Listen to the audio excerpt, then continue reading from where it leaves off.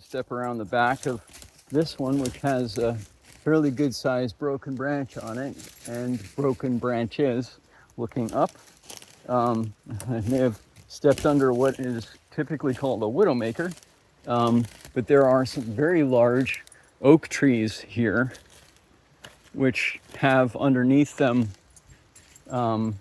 several of them do, have underneath them a number of mushrooms which are edible, of which I have in my hand, but also just looking at the size of these trees and what is down in the forest, it's not inconceivable to find many different kinds of mushrooms, particularly around old oak trees, that are edible or that are of interest.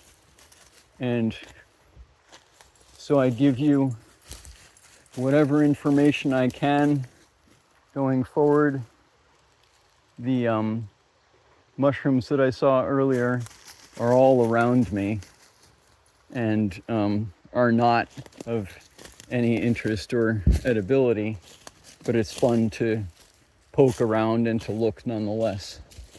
I do want to also point out that the mushroom that I'm looking at is not actually a mushroom, but there's a dye on this wood which makes it green, which comes from a mushroom.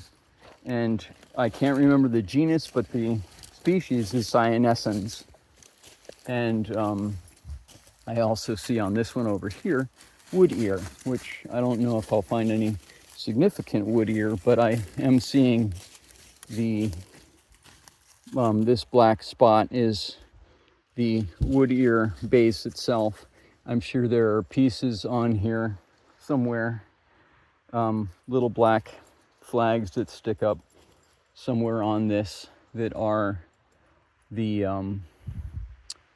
what is typical of wood ear, or tree ear is another name for it. And actually there's a bit of it on here.